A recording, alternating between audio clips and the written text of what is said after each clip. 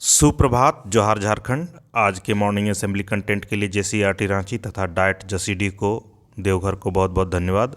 शुरुआत आज के सुविचार से। यदि हम अपने काम में लगे रहे तो हम जो चाहें कर सकते हैं। If we are engaged in our work we can do whatever we want.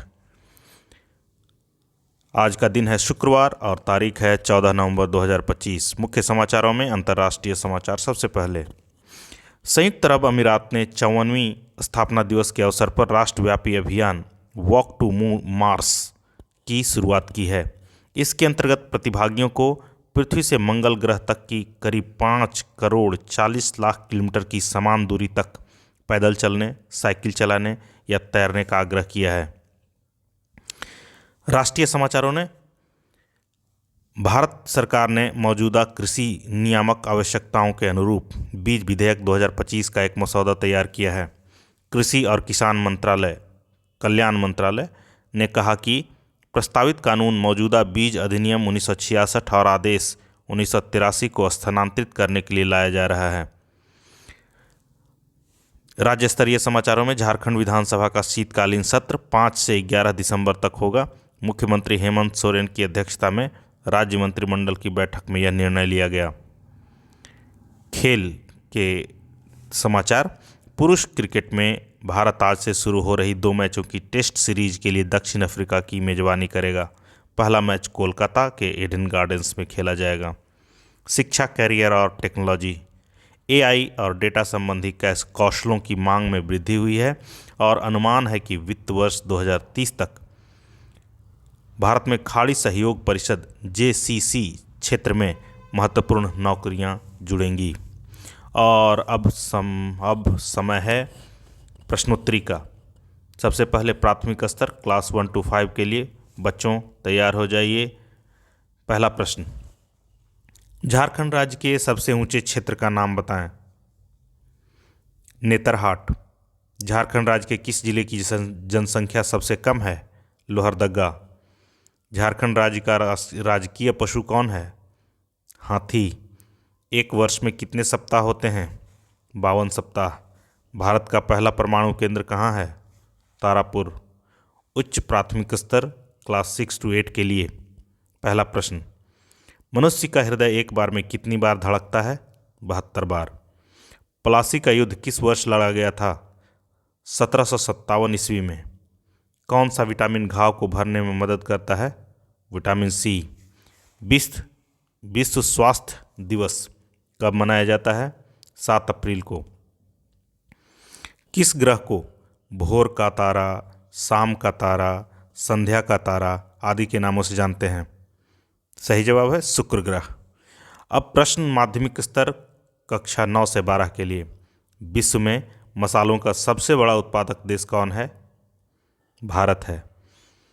मनुष्य में गुणसूत्रों की संख्या कितनी होती है? कुल संख्या 46 होती है। इसे जोड़े में कहें तो 23 जोड़े होते हैं। भारत में हरित क्रांति के जनक कौन थे? एमएस स्वामीनाथन। टाना भगत आंदोलन कब शुरू हुआ? अप्रैल 1914 में। मुगल शासनकाल में किसने दहसाला बंदोबस्त या जब्ती की शुरुआत की? मुगल सम्राट अकबर के वित्त मंत्री राजा टोडरमल ने। और अब समय है मोटिवेशनल स्टोरी का। आज की कहानी जो है उसका शीर्षक है the story of Krishna and Kaliya. Lord Krishna lived in Vrindavan. He spent most of his time playing with his friends and safeguarding the people from danger. In the Yamuna river lived a multi-headed venomous snake named Kalia. He poisoned the entire Yamuna river and the water was so contaminated that it killed any living being that come in contact with it. Lord Krishna decided to put an end to this. He dived into the river and fought the evil snake by assuming the weight of the universe in his feet. On the snake's head, Kalia was defeated and pleaded for forgiveness. He let go of Kalia with a warning, starting stating that he must never return in Vrindavan. Moral of the story: good will always win over evil. यही same कहानी हिंदी में कृष्ण और कालिया की कहानी। भगवान कृष्ण वृंदावन में रहते थे। उन्होंने अपना अधिकांश समय अपने दोस्तों के साथ खेलने, लोगों को खतरे से बचाने में बिताया। यमुना नदी में कालिया नाम का एक कई सिर वाला विषैला सांप रहता था। उसने पूरी यमुना नदी में जहर मिला दिया और पानी इतना दूषित हो गया कि उसके संपर्क में आने वाले किसी भी जीवित प्राणी की मौत हो जाती थी। भगवान कृष्ण ने इसे खत्म करने का निर्णय लिया। उसने नदी में गोता लगाया और अपने पैरों में ब्रह्मांड का भार सांप के सिर पर रखकर दुष्ट सांप से युद्ध किया। कालिया हार गया और क्षमा की याचना की। उन्होंने कालिया को यह चेतावनी देते हुए जाने दिया कि वह कभी भी वृंदावन न लौटे।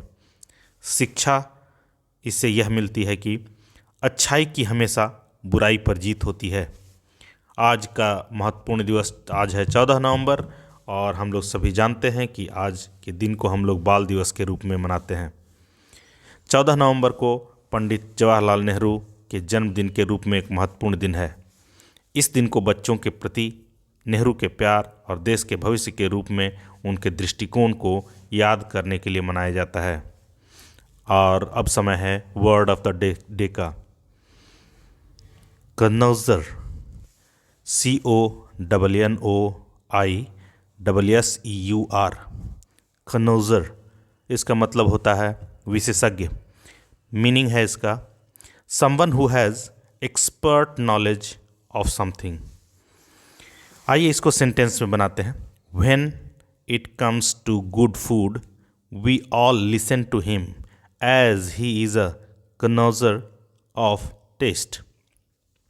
जब अच्छे भोजन की बात आती है तो हम सभी उसकी बात सुनते हैं क्योंकि वह स्वाद के मामले में बहुत माहिर है। और अब समाचार है, अब बारी है छात्र प्रतिज्ञा की। हमारा विद्यालय हमें प्राणों से भी प्यारा है, सबसे सुंदर स्कूल हमारा है। हम प्रण लेते हैं कि विद्यालय के सभी शिक्षक और माता पिता का मान बढ़ाएंगे, नित्य दिन समय से आएंगे और साथियों को विद्यालय आने के लिए प्रेरित करेंगे। विद्यालय की हर गतिविधि में बढ़ चढ़कर हिस्सा लेंगे। विद्यालय परिसर को साफ, स्वच्छ और हरा भरा रखेंगे। समाज में फैली कुरीतियों को शिक्षा के बल से दूर करेंगे। सभी गुरुजनों का सम्मान करेंगे एवं सहपाठियों के साथ विनम्रता का व्यवहार करेंगे। एक श्रेष्ठ नागरिक बनकर देश एवं समाज के विकास तथा उन्नत भारत के निर्माण में अपनी भागीदारी सुनिश्चित करेंगे। मेरा विद्यालय, मेरा अभिमान। जय झारखंड। धन्यवाद।